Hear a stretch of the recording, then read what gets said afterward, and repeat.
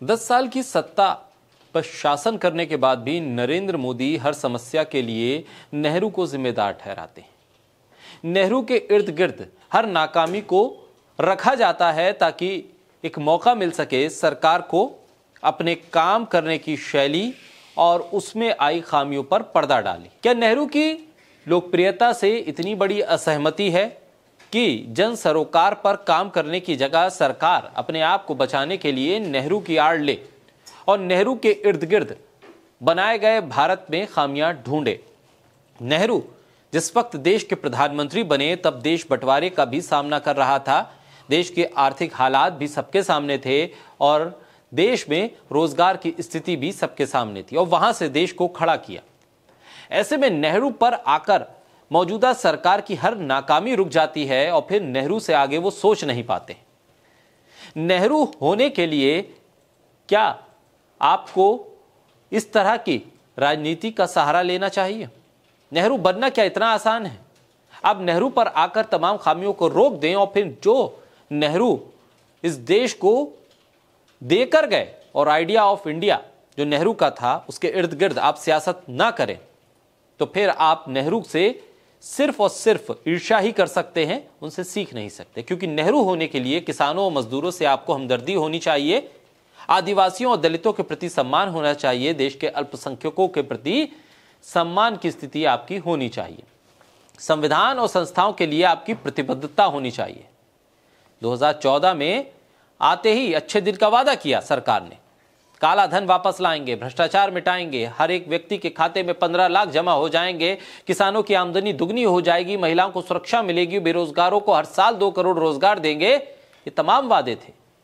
क्या इनमें से एक भी वादा पूरा होता हुआ दिखाओ? फिर अगर ये पूरा ना हो तो फिर खामियां नेहरू पर आकर रोक दी जाती।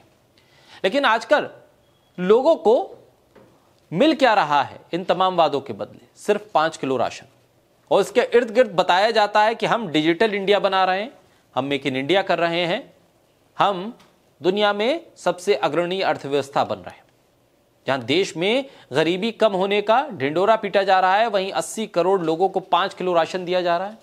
लोगों के पास न रोजगार है और ना उन्हें सम्मान मिल रहा है। सरकारी नौकरियां तो जैसे गायब हैं।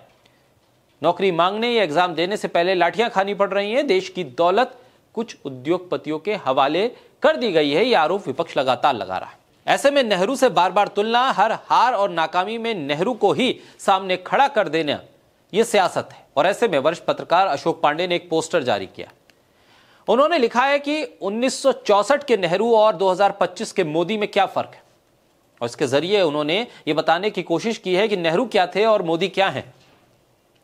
1964 के दौर में नेहरू की तनख्वाह 1500 रुपए थी, 2025 में मोदी की तनख्वाह है 2,80,000। नेहरू के दौर में 1964 में सोने का भाव था 63 रुपए 25 पैसे प्रति तोला और मोदी के दौर में है 84,495 रुपए प्रति तोला। गेहूं का भाव नेहरू के दौर में था 50 पैसे प्रति किलो और मोदी के दौर में है 40 रुपए किलो। नेहरू के दौर में डॉलर था 4 रुपए 76 पैसे के बराबर, तो मोदी के दौर में है 86 रुपए 96 रुपए के बराबर। नेहरू के दौर में आयकर देना पड़ता था 23 से 25% अधिक से अधिक, तो मोदी के दौर में यह 30% पर टिका हुआ है। यह फर्क है मोदी और नेहरू का।